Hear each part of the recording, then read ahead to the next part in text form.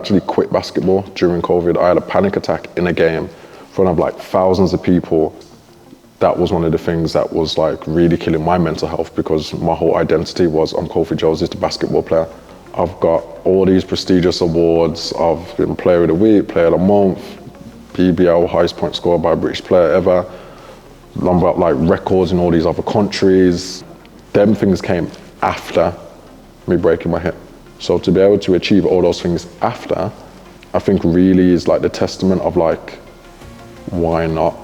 I'm on prison wings, law firms, schools, colleges, businesses, sporting academies, literally getting everywhere because people need that support. But also the thing for me with the inspiration and aspiration is I could help one person, but that one person is connected to hundreds. Hi everyone, it's Carl Veltman here and welcome to our latest episode of Season 2 of The Expert Lounge. This podcast is all about uncovering the journeys of remarkable individuals who are making a real impact in their field. So whether you're looking to overcome challenges, take the next step in your career, or to simply hear an inspiring story, you're in the right place. Today we're exploring mental health, resilience, and the transformative impact of sport. Our guest is a record-breaking basketball player who has represented Great Britain on the international stage. But beyond his achievements on the court, he's a passionate advocate for mental health, using his own experiences to inspire and support others through his initiative, Why Not I? From overcoming personal challenges to competing on the global stage, his journey is both authentic and deeply inspiring. I'm excited to welcome Kofi Josephs to the Expert Lounge. Hi, Kofi. How are you doing? You okay? I'm good, thank you. It's great to have you here in the Expert Lounge. And I mentioned there your initiative, Why Not I? Now, I know that aims to destigmatise mental health through inspiration and empowerment. Can you talk to us a little bit about what motivated you to start that venture and the impact that you hope to achieve with it? Yeah, well, first and foremost, thanks for having me anyway. And no problem. The impact I want it to have is to just inspire people and give them that inspiration and aspiration to change their lives, but not only in their careers, but also in their mental health, family, like relationships, education, everything. And I truly believe that when you have that inspiration within yourself to actually foster that change, that's where the real seed is to actually making change, because someone else can want it for you as much as possible, but you have to want it yourself, because nothing's easy. Changing generational trauma, being like the first person in your family to be married or graduate university or stuff like that, there are certain things that you might not have support on. And they can also be the things that impact your mental health, because it's a lonely path. And I believe that if you have that understanding and burning desire within yourself to keep going when it's tough, then you can not only change your own mental health in terms of like from bad to good, but also be an inspiration for others. But really, like, Why Not I is a weird story of how it even came to be to begin with. I was literally like 12, 13. I was in a school class and I got released from like the England setup, and a teacher who didn't really like me asked me in front of the whole class, what makes you think you can go to America if you can't play for England? But at this time, I was like the only player in the school that played basketball. So to my friends, I was like the really talented basketball player. Like, Kofi's going to make it. Of course he is. Everyone else didn't really have anything to compare, because back then there was no like social media or anything. So you don't really know how good anyone actually is. It was there, Kofi's good. Of course he's going to make it. But then when the teacher asked that and everyone knew that I didn't make the England team, it was like, yeah, how is he going to make it to America? And I didn't have a response, because I was just like, if I say something, I'm going to get in trouble. He asked me the first time, I ignored him. He asked me the second time, now my friends have stopped writing in class. They're looking at me. I didn't say anything. The third time he asked me in front of the whole class stopped writing. Everyone's looking at me now, and I was just like, why not? And what I didn't realize was all I did was give myself a chance. I left the door open, just a tiny crack, to educate myself, work hard, figure things out. And that is basically the stem of where Why Not I began. And it's just been that, like my whole career, basketball, modeling, business, life. It's just, why not? Yeah. Do you know what I mean? And I think that's so important for everything that I do. So, I mean, I guess that's where the sort of the name, the name of the platforms come from. And someone's going to do it anyway.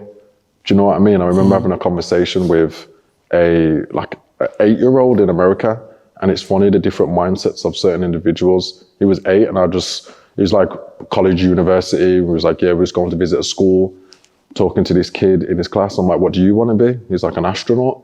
I'd never met a child that wanted to be an astronaut. Obviously, kids want to be like, go to the moon and go to space. But I was like, okay, what makes you think you can be an astronaut? How are you going to do that? He had a plan.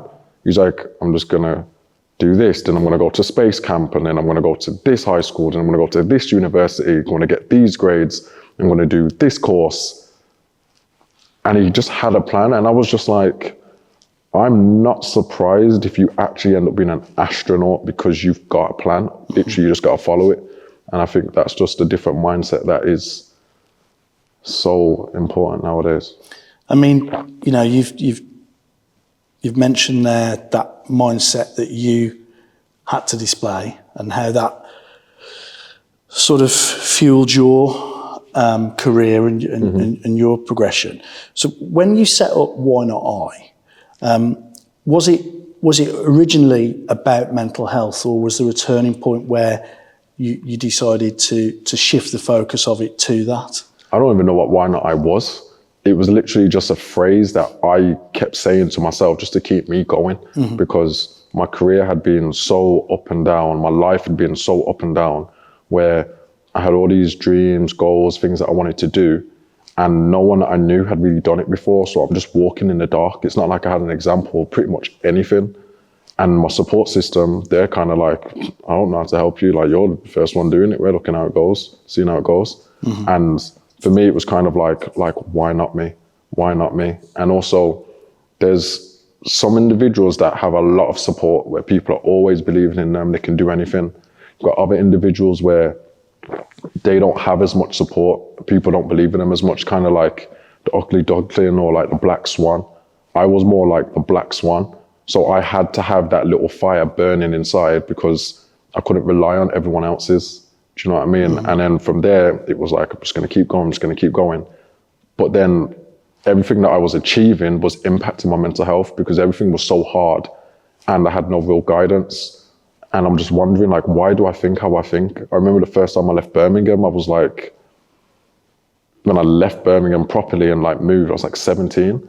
But I thought the whole world thought how we thought because I'd never really left. And it was just like being dropped in cold water. And I was like, why do I think like this? Because literally no one else thinks like this.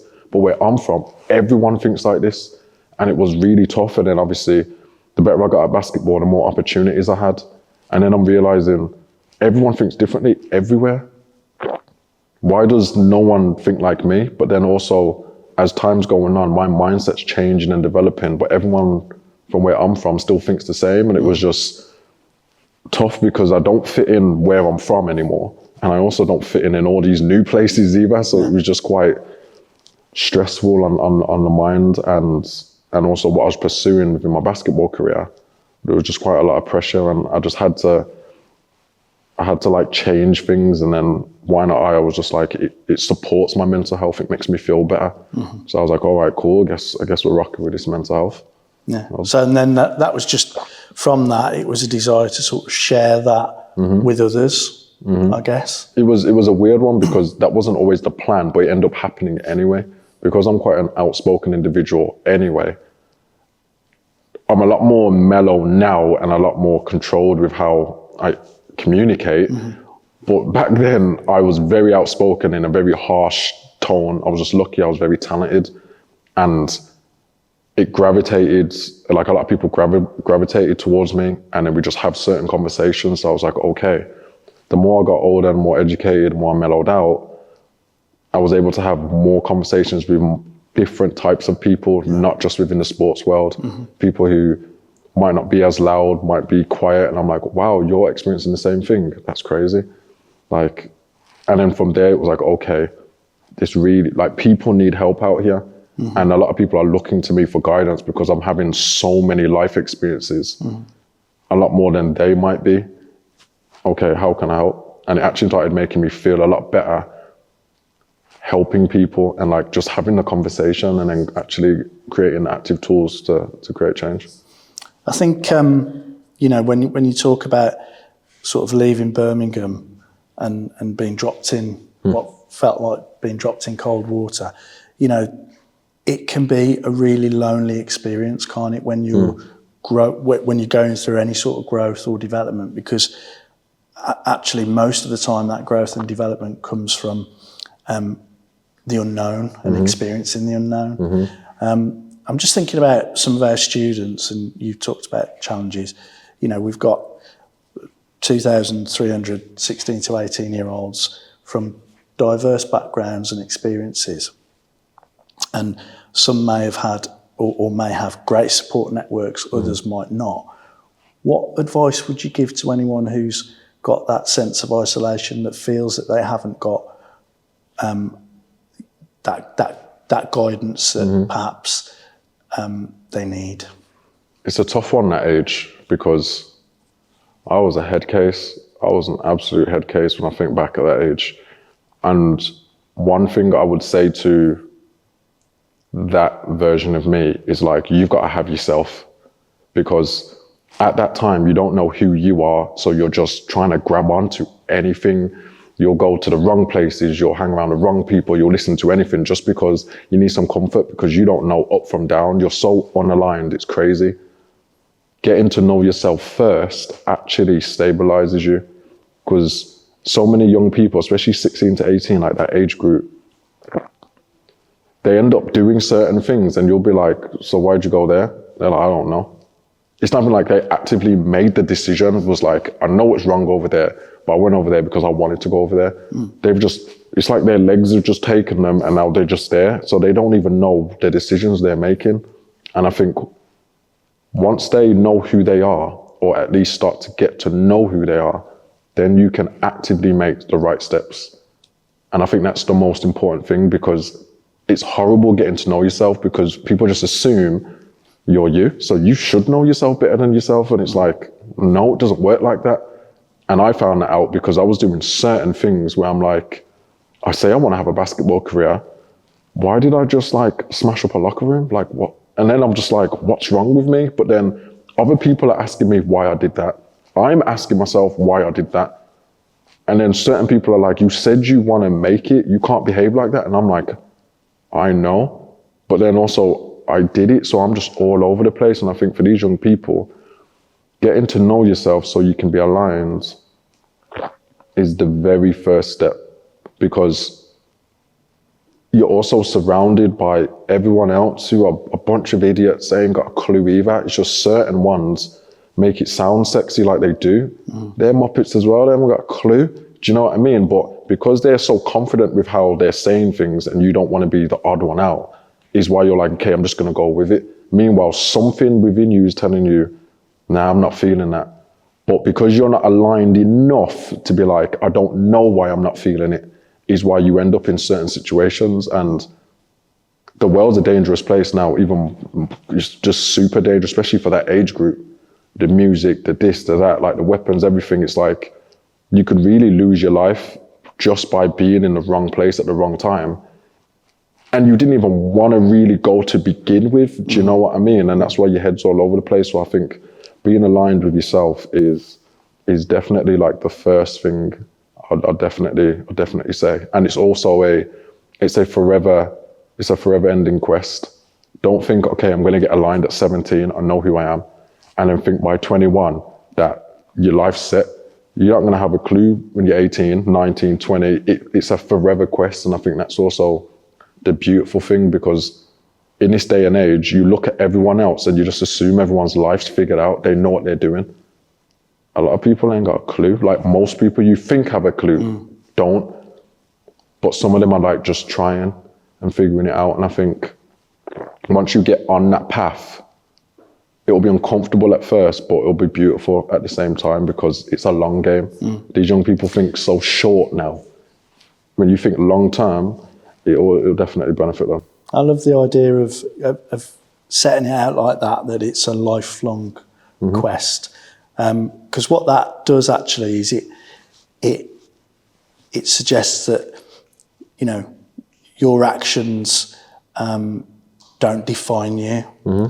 So, you know, you may make the wrong choices sometimes. You may make poor decisions that have an impact on you and others, but that doesn't mean it defines you for the rest of your life. Absolutely not. But it could be easy to develop a mindset whereby that becomes who you are while you're trying to find yourself. And I think that sort of captures. My favourite film is Slumdog Millionaire. Yeah. And it's funny because the reason why, hopefully no spoilers, but even if it's a spoiler, still go watch it. The reason why he ends up knowing all of the answers is because of all the experiences he's went through. Yeah. But the thing is, at the time of all the experiences, he's like, what the hell? Everything's going wrong. Why is this happening to me? But the reason why he knows all the answers is because of the experiences, which is why he's ended up where he's ended up. And I feel like that in my life, so many things have gone terribly wrong when I think of the mindset I had at the time. Now I'm like, the person I am is because I had those terrible times. The reason I'm here talking about mental health and everything is because of everything I experienced. But like, this feels more like my purpose now than basketball, which I thought was my purpose. Now I'm getting to help people in regards to mental health. But the only reason I can really help them is because of the lived experience. Yeah. Do you know what I mean? And I think that's it's kind of, you know, when you're going through those difficult times, you know, resilience, I think, grows over time and through experiences, like you said. Absolutely, it stretches you. But, you know, those experiences and the resilience that comes from them, that kind of becomes your superpower. It's difficult to see when you're going through the challenges. I wanted to just sort of reflect on COVID and the impact that had for all of us, I think. And, you know, I know that you served as a mental health support worker during COVID.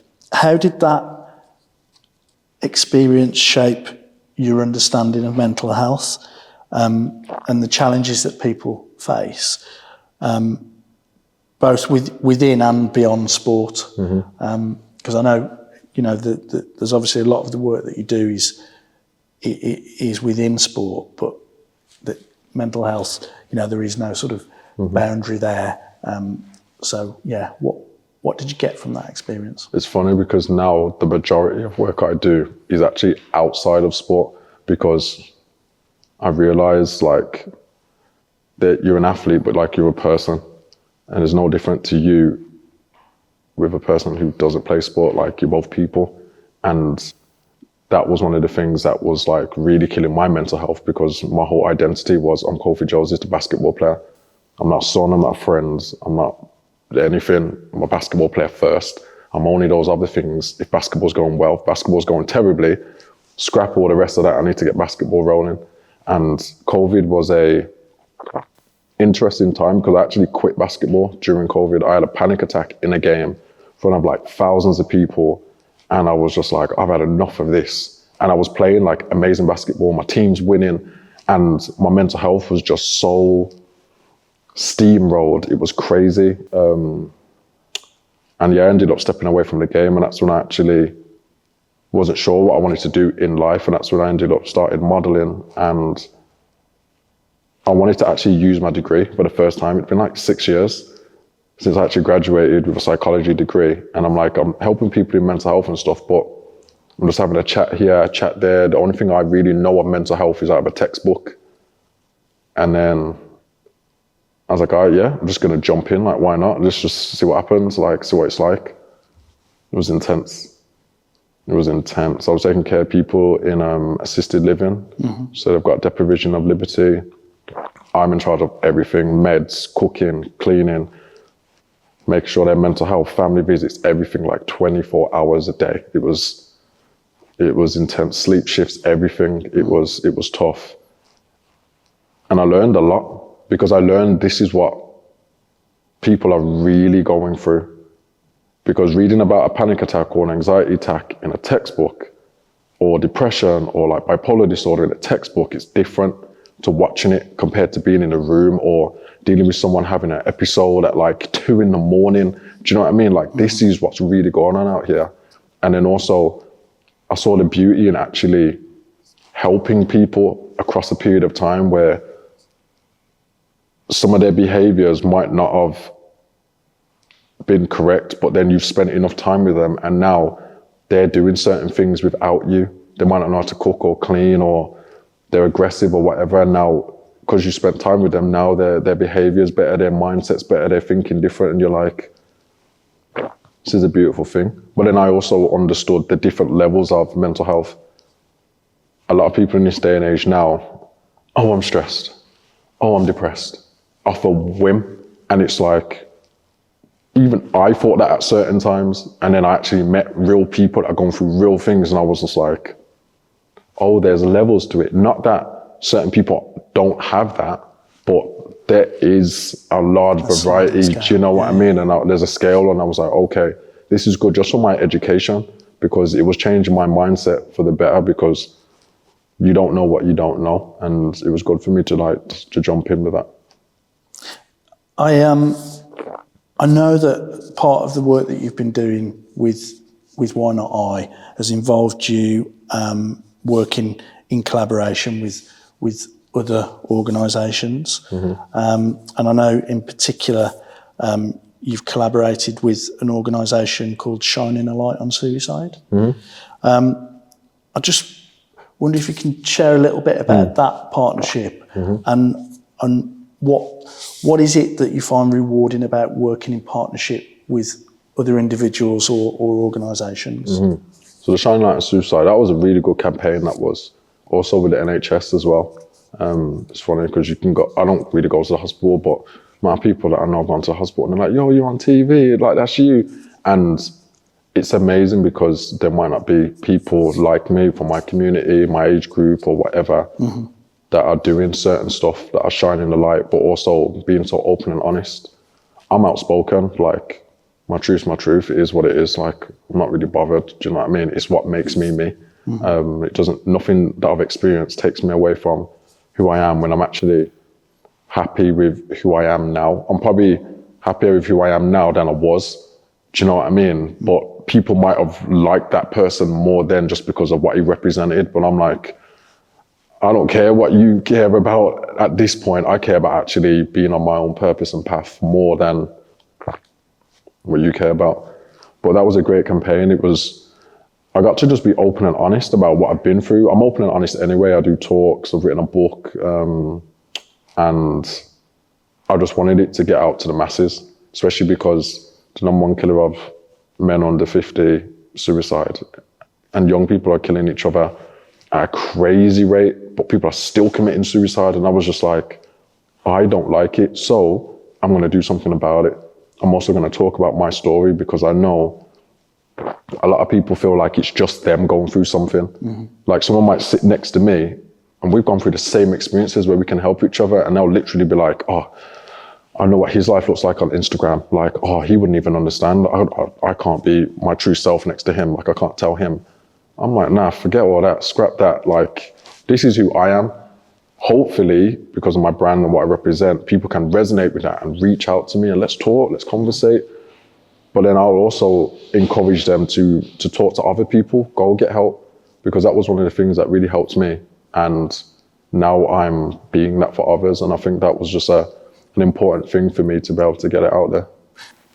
So, I mean, it sounds to me that partnership working has allowed you to amplify your story and your voice to a wider audience, which, you know, there's obviously real power in people talking authentically about their experiences. Kind of going to ask you a two-pronged question now. So the first one is about that. So you've talked about setbacks. You know, what were the major challenges for you? We talked about a sliding scale, but what were the big Yeah. What were the big setbacks for you? And then on the flip of that, we'll talk about the big highs. But Yeah. Biggest setbacks was, there's been a bunch. Like the first one was when my best friend died of like epileptic fit when we was like 11. Died in a bathroom, had a seizure, hit his head. I thought I was going to see my friend again. I was just like, what? Like, I'm just never going to see my friend again. Like, where I'm from, I was, even at 10, 11, I was used to people being shot and stabbed rather than, but older than me, because in my head, I'm like, older people die. Mm-hmm. Then like my friend's like 8 months older than me. What do you mean? Like, he's gone. That was like the first thing that was like quite traumatic. Was that your first experience of death? Yeah. It was, it was a weird one as well, because I was so young, but also I'm like, I was with my friend like yesterday, was playing out. What do you mean? He's gone. Do you know what I mean? And then also I got told that my dad got murdered probably like 30 minutes before I flew to America for the first time. I was like 17. I couldn't believe it. I was like, what? We weren't really close, but I saw him like a week before at the embassy, and we decided, okay, let's start a relationship, let's start talking, let's see how it goes from here. Gone. I was just like, right, my mum was like, so what do you want to do? The taxi's coming to take you to the airport. Do you want to go? I'm like, I think so. So I just went. I still can't remember the flight now. It was just a crazy like starting point for that whole journey, because obviously I'm an only child, it's just me and my mum. I'm leaving her. I'm also in my bedroom thinking, this has been my safe haven for however long. If I go to America and it goes well, I'm not coming back here. Because after like high school, university, I'm going pro. So my safe haven is being gone. But also if I am back here in my safe havens, because my dream's gone terribly wrong. So I don't actually know where I want to be. And then later on, throughout my career, I broke my hip twice when I was in America. Broke it, 10 months of rehab, had a major surgery. That was tough, because it's a 7-hour time difference and 3,000 miles away. All my friends in the group chat in the UK, obviously as boys, they think everything's a joke. So I'm like, nothing's funny over here. I'm still at school. I'm isolated from the team because they're still playing. I'm on crutches. It was just the first time I felt like my career was snatched away from me.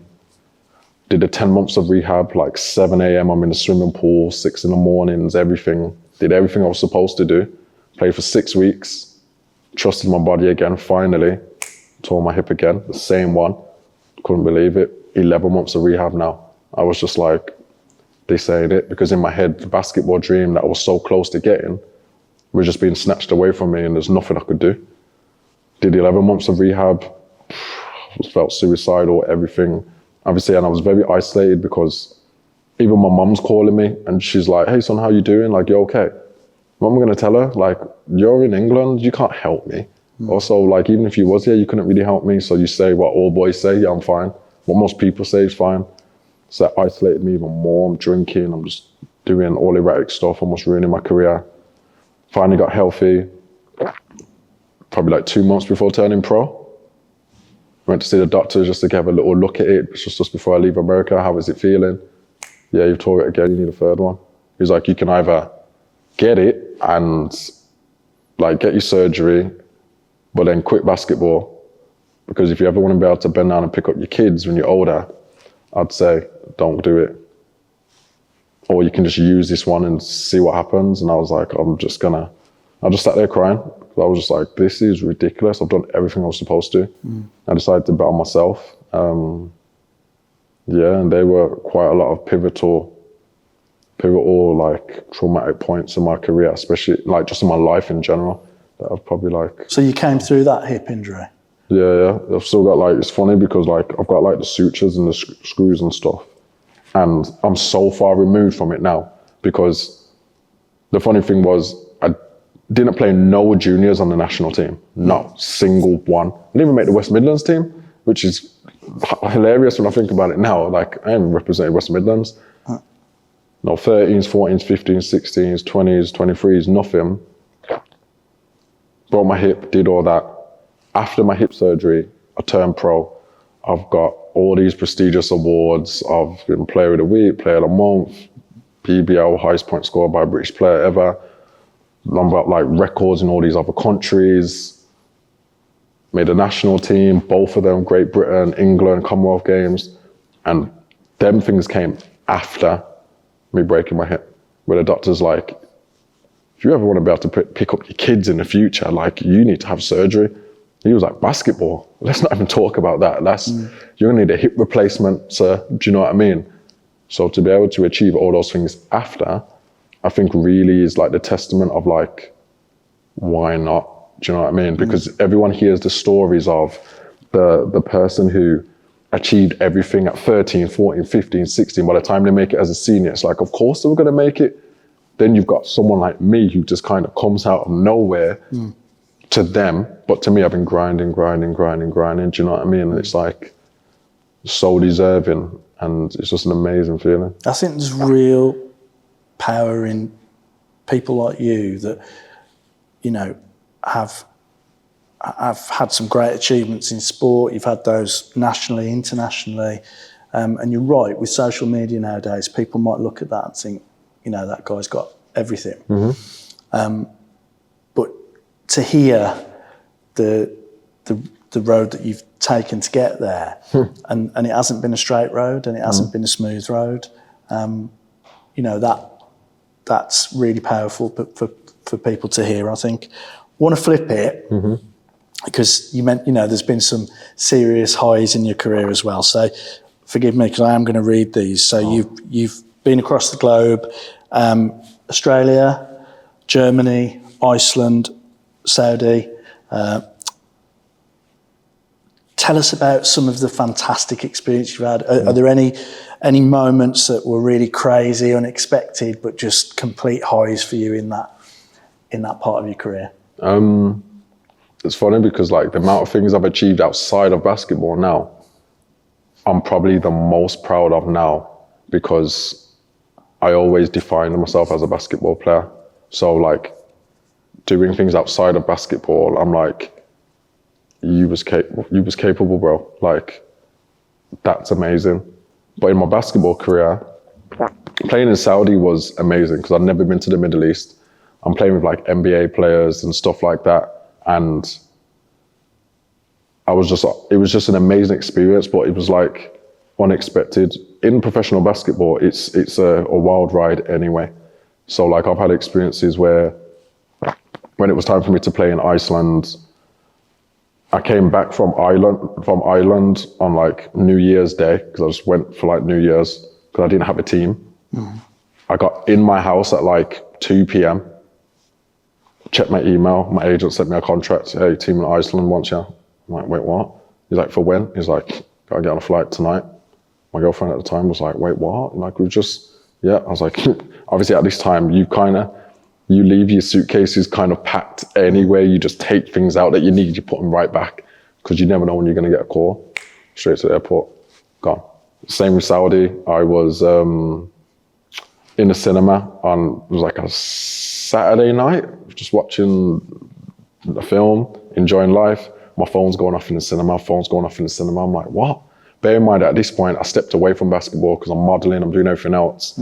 And I forgot to tell like my Middle East agent that like I was done, like especially with the overseas stuff, like I'm not doing that anymore. Phone's going off. He's like, hey, number one team in Saudi wants you. I'm like, yeah, sure, whatever. My girlfriend's looking at me like, can you focus on the film? I'm like, all right, cool. Put down my phone. Phone's gone off again. Now I've got to check my phone. And it's like, the coach is like, hey, we want you. Because I said to my agent, all right, cool. If the number one team in Saudi wants me, tell the coach to tell me, hey, Kofi, I was like, oh no.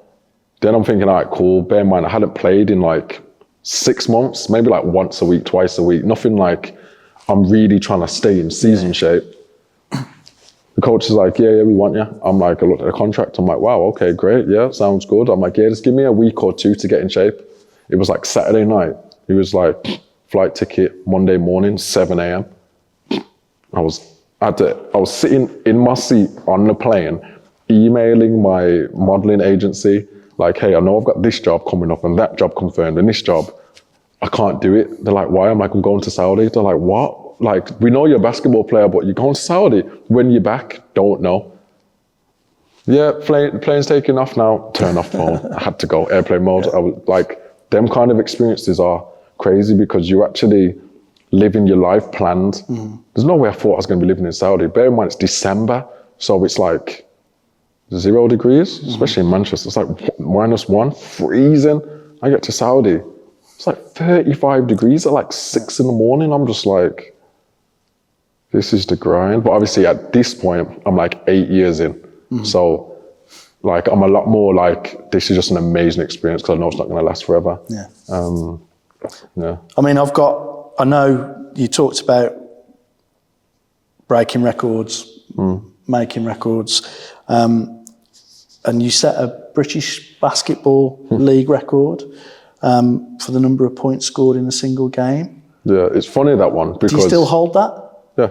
I don't think that was going to get broken for a while. No. It's funny, that one, because, and if it does, I'm coming back. The funny thing about that one is, because my identity was Kofi Josephs, the basketball player, only when I was playing well did I actually feel good in life. And I didn't think I could do anything else. Once I stepped away from basketball and realized like my life wasn't going to end because I'm not playing basketball, then I actually got to make the choice to come back to basketball, and I just didn't have as much pressure on myself. It's like the ball's going to go in or it's not. Either way, like life continues. Before that, I was like, if the ball doesn't go in, my life's over because I'm not going to have a good percentage. I'm not going to have a good agent. No team's going to want me next year, and I've got no job. What am I going to do? I've got no skills. It was just all of that stuff. But then when I broke that record, I was modeling. So like that game, I played and I just wanted to give that team the business. And then I finished the game at like 11 p.m. I jumped in my car because I was modeling in Leeds the next morning, and there was no trains. I had to be there for like 8 in the morning, and I drove through the night all the way to Leeds, and I was modeling for like a big brand. And in my head, I was like, in the game, it was like, if this goes well or doesn't, I was still modeling for a major brand tomorrow, where no one thought I could be a model, and now that's just like a regular for me. So it was just playing basketball was just a pleasurable experience no matter what happened. And I realized once I started not putting as much pressure on myself, I started playing way better, because I didn't have those games, especially in the British League when I cared about basketball. I wanted them, but I couldn't get them. But another reason why that's like great, but not, because in Germany, I've had like 49, I've had 51. In other leagues around the world, I've had like higher point scoring games than that. So it's kind of like, I'm a bit used to it, but it's also amazing where I'm from at the same time. Yeah. Because of my, journey to making it the national team and stuff. And we've probably got to touch on representing Great Britain at Eurobasket, 2017, and then Commonwealth. playing for Team England at the 2018 Commonwealth Games. I mean, that must have filled you with pride. Like, tell us about that. That was like, representing GB was good, because I'd always wanted that, but representing England at the Commonwealth Games, because like you've got Olympics and you've got Commonwealth.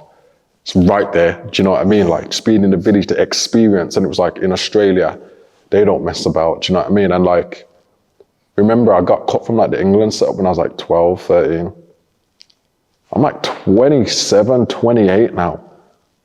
It's like 14, 15 years, do you know what I mean? Like, that is a very long time. And I'm talking like, it's not like I was like, oh, I'm not trying. I was trying every single year, just weren't making it.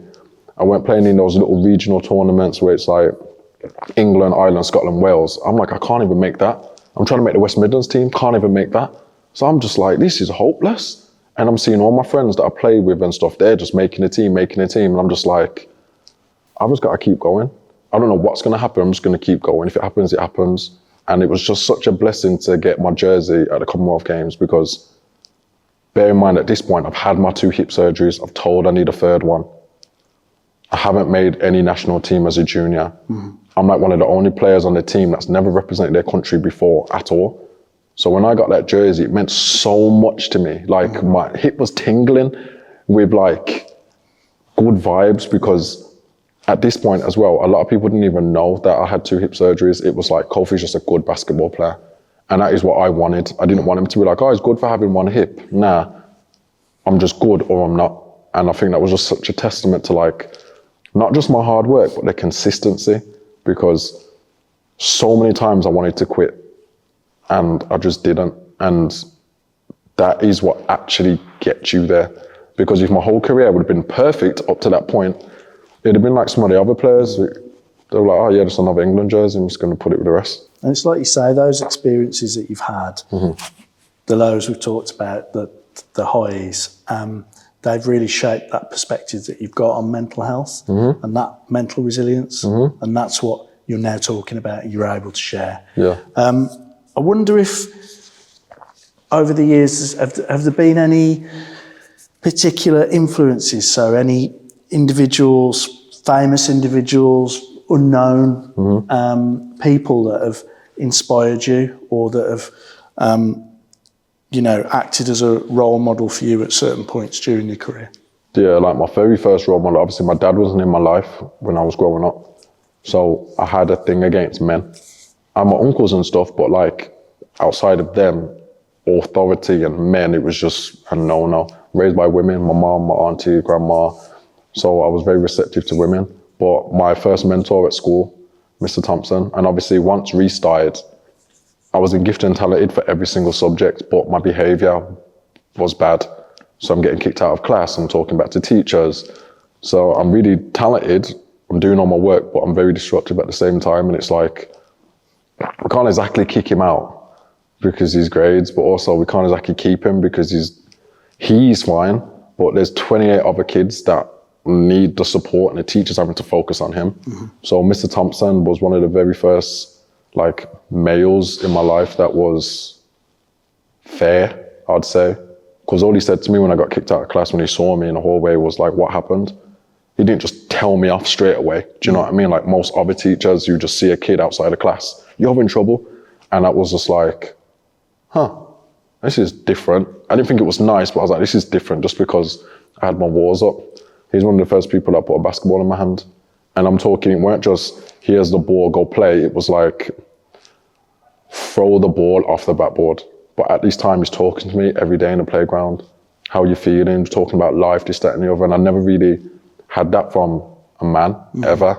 And then he was like, this is how you hold the ball. Don't hold it like that, hold it like this. Every playtime is with me. Lunchtime is with me. He got me my first club team. I'm talking like, he met up with me and my mom on a Saturday and was like, hey, Kofi's really talented, he's been playing. There's this session, we should go down. Mr. Thompson was there. I had a blast because I was the only person at my school that played basketball. So being the only child and the only kid that plays basketball, it was just fine. But now I'm getting to play against all these kids. It was just amazing. And then obviously I've become what I've become. And I still tell people now about Mr. Thompson because he's still in the community with young kids, especially young black boys in the city. And he said he watched me at the Commonwealth Games and was like, I used to teach him. And obviously where we're from, a lot of them don't think, they see a separation between them and like me. And it's like, no, I am you. But I did all the stuff in the middle, like you can do it too. And in terms of like role models that are like celebrities, Kobe Bryant's been probably the biggest for me outside of like Mr. Thompson. Obviously I got my uncle, he's like my father figure, but like Kobe Bryant in terms of like the mindset. I love that Kobe was an amazing basketball player, I do. But the fact he got an Oscar after playing, to me is amazing because you can't play basketball forever. No. And the fact that he was that good, spent that much time and could still really be amazing at something else has led me to feel like, why not I be amazing? I can literally do anything I want with it because people thought he couldn't do what he wanted to do and he done it. So I'm just like, you're like a life inspiration, not just like a basketball inspiration. And I think now that I realize I'm Kofi that plays basketball regardless of the level, I can be whatever I want to be at a major level. I can just be an elite person. Do you know what I mean? And I think that's what I respect about him the most. I mean, you know, when you talk about competitive sport, there's an incredible amount that sits behind that in terms of psychology, sports psychology. How does your background in psychology and the work that you've done, obviously in sport, how does that how do you use that to support, the coaching and mentoring that you do? How does it inform the coaching and mentoring that you do? And, that all of those sort of community projects and the work that you're doing with individuals and groups, how does the psychology background and the sports psychology, how does that support you?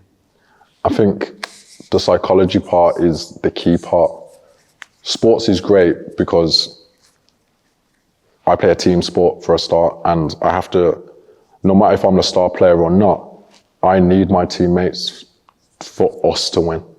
So I have to understand how other people think, whether I want to or not. How are they feeling? They have to understand how I think. And also I have to understand, it's not just about me. There's a bigger picture. And I think that sports element, team element is great when I'm going into certain places, because I don't like to just do one-to-ones. I do, but I like going in and when I'm doing public speaking. Like I did a school the other day, it was like 800 of them in there. I need to understand how they think as a collective. It's not just one-to-one, because the kid at the back row might be going through the same thing as the kid in the front row. The year 5 might be going through the same thing that year 11 went through, but they're just at different stages now. I have to be able to think and take myself out of it to see things from different elements. And I think the sports psychology part is great because I'm an only child. I did think very like singular. Then I got in a team and I struggled because I'm like, give me the ball and get out of the way. Do you know what I mean? I'm not playing tennis, I'm playing basketball. So understanding how everyone comes together, but also the psychology part, I think that's super important, is the athlete is the cherry and the person is the cake. And I saw how that translated, especially with my own lived experience, because everyone was supporting the athlete. Like, he was all of me, but the reason why I'm crashing out and I'm destroying my career and I'm going absolutely crazy is because the person's not being supported. Do you know what I mean? Like, I'm 6,000 miles away and I've lived away from home for like 4 years. He needs support because he's a student athlete. He's a student first. Like, it's very, just little things were frustrating me that I might not have at home. Like, I'm doing my schoolwork on an English laptop. I'm writing my essays on an English laptop. I'm handing them in and it's coming back looking like a toddler, had a red pen, just went crazy with it because apparently I don't know how to spell now because colour has a U in it, but to them it doesn't. Like, little things like that are grating me. Do you know what I mean? Like, that person needs support. A lot of people don't seem to do that. So from the sports side and the people side, it was understanding they're separate, but they're also joined together.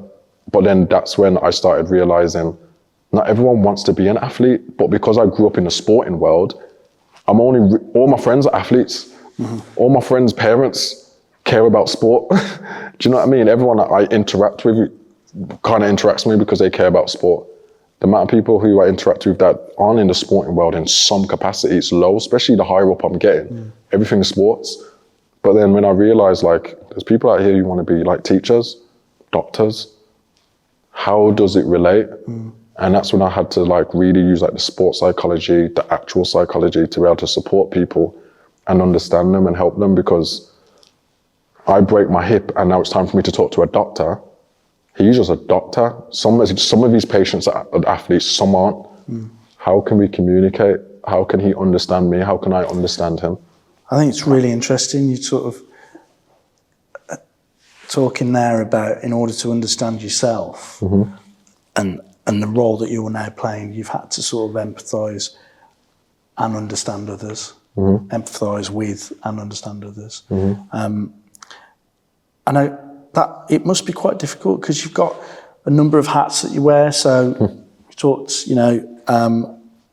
about your work as a model, basketball player, sort of your entrepreneurial work as well, and obviously as a wellbeing advocate. So how do those diverse roles complement one another and help you promote the mental health awareness?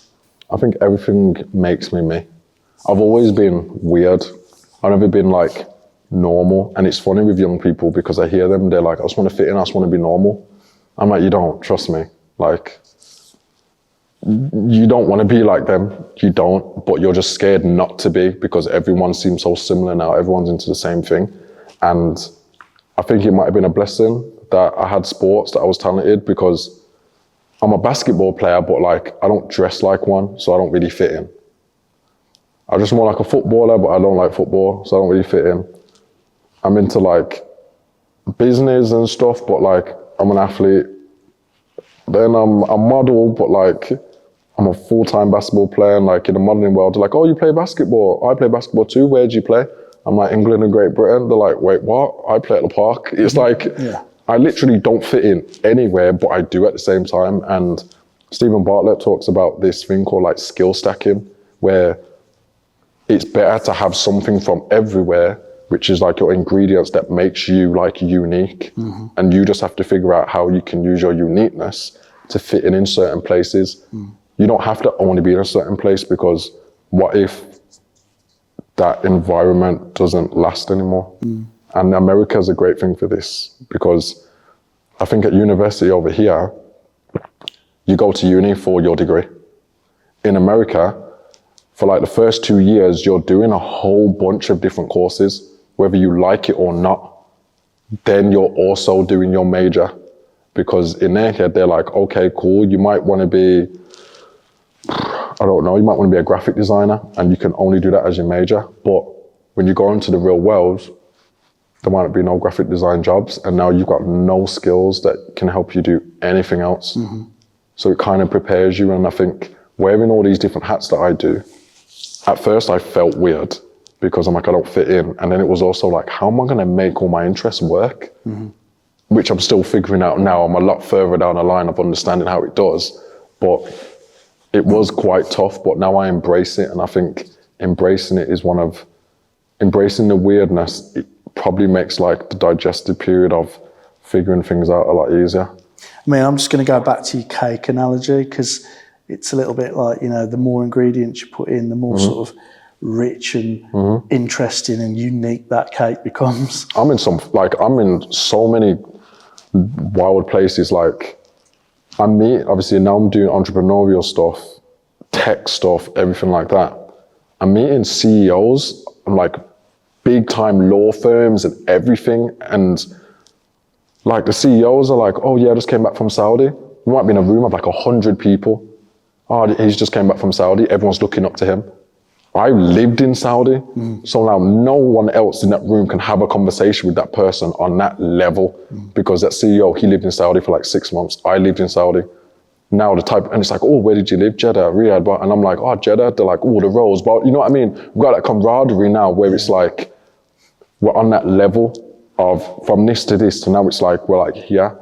And that's helping like my business, that's helping me have connections. And at the end of that, it's, hey, if there's anything you need, Kofi, just here, take my number. And I'm like, do you know who you are? Yeah. But because they respect me because of my life experiences, I'm just like, okay, cool. Do you know what I mean? And like leaning into that. And I think Slumdog Millionaire, all these little experiences, all these little ingredients is what makes you have flavor.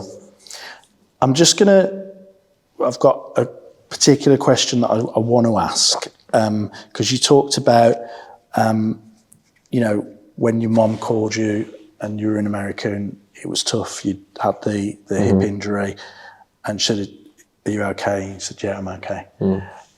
How important is it that athletes, young people, whoever, how important is it that we can break that stigma about asking for help?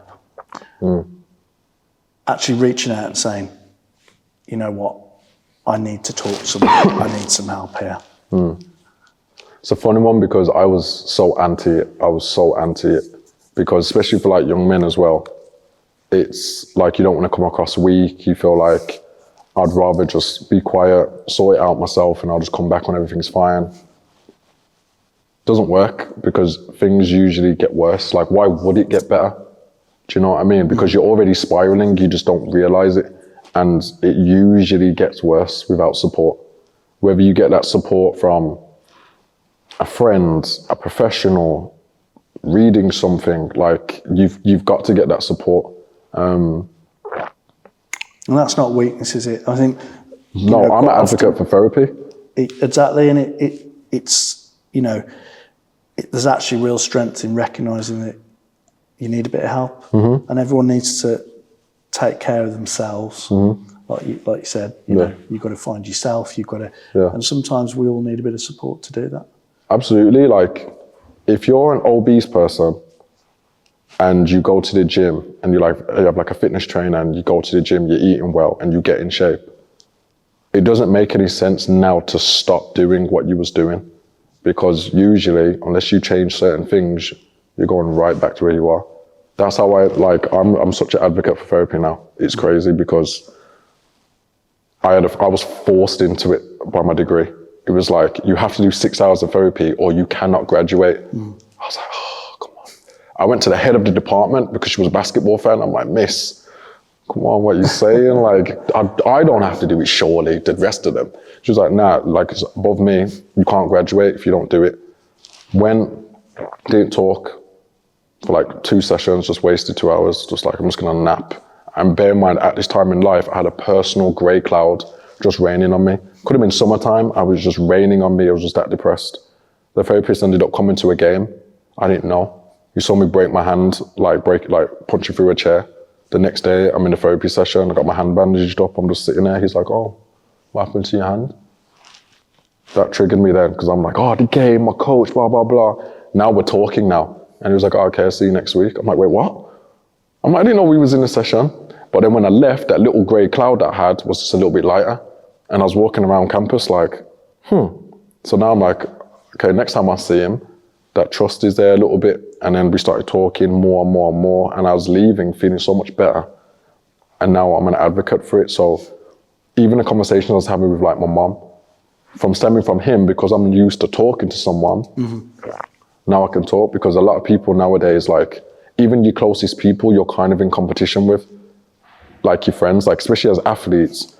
Me and my closest friend, we might play the same position. Coach is only going to play one of us when there's like 2 minutes left in the game. I need it to be me because I've got dreams. He needs it to be him because he's got dreams. So I can't be telling him what I'm really suffering with, other than like it's in a jokey way. Do you know what I mean? And I think having the right people that can support you is paramount, and it's not weak at all, it's strength, because the only thing you should actually care about is the end goal, which is being better so you can do what you need to do. How you get there shouldn't even matter. I think, you know, the work you're doing is incredible. I think it's just the start of it. It sounds like, you know, this movement that you're creating is going to grow and is going to go further. What's the next exciting thing for Why Not I? There's so much going on. It's crazy. I'm building a team to support. Obviously, we've got the clothing brand, which is not just about look good, feel good, but it's also about what Why Not I represents, what it means. And I think having that with someone on a daily, when they're going through whatever they're going through, can just be that little bit of support. Do you know what I mean? Where it's like, oh, I'm stressed today. Pull it out. Why Not I hoodie? I know what that means. Yeah, I'm wearing that today. Now you've got a little bit of a pick-me-up. Like, so growing with the brands, there's that. And just being in more places, more diverse communities. I'm on prison wings, law firms, schools, colleges, businesses, sporting academies, literally getting everywhere, because people need that support. But also the thing for me with the inspiration and aspiration is I could help one person, but that one person's connected to hundreds. And if I inspire them enough to like really take change, they're a role model to someone. So they're going to help. And now that snowball effect, that compounding interest, is what I'm really focused on. So I'm just really turning up the heat this year. I'm just getting my story out there, helping people, connecting with people, and also working from the top down. Because the people at the top, we have the most influence, the most control. Getting in their heads, getting them to understand what needs to be done so they can help the people that really need it. You know, I've no doubt that you're going to transform many people's lives. And I think what's really exciting about you and your story is that I get the sense that whatever gets thrown at you, or whether it be opportunity or challenge, that you're gonna seize it and you're gonna make a success out of it, and share that with others. I think that passion for supporting others is incredible, and I'm sure that the work that you're going to do in the future is going to be huge. We ask every guest on the sofa at the end of the podcast for a piece of advice. Okay, so we want you to imagine that you can send your teenage self a text with a piece of advice, knowing what you know now. What would your text to a teenage Kofi say? Funny kid, 'cause I don't know if he would have listened. He was so like, like the horses that have got blinders. He's like, especially like 17, like 16, 17. He was locked in now. He was horse blinder, so I'd have to figure that out. I'd check his phone. I'd say, be you and be inspirational, because he was like the black sheep. He was talented, but he wasn't everyone's favorite. And he knew he didn't want to be, and he just wanted to be himself, but it wasn't fitting in. And he was struggling with that. But I'd say to him, like, be himself, be inspirational, because everything you're going to go through is going to be worth the person that you're going to become. Because there's so many things like that he's going to want to dodge because it feels uncomfortable. But you've got to be comfortable with the uncomfortable. Mm-hmm. And like, it's going to be okay. It doesn't feel like it, but like, the person you need to become, there's certain things you have to go through. And in the end game, like, it's all worth it. Thank you. I think Slumdog Millionaire was a great film, but I think there might be a film with your name on it. I'd love that. Sometime in the future. Thank you so much for joining me. Thanks for having me. And I can't wait for people to hear your story. Thanks for having me. Thank you.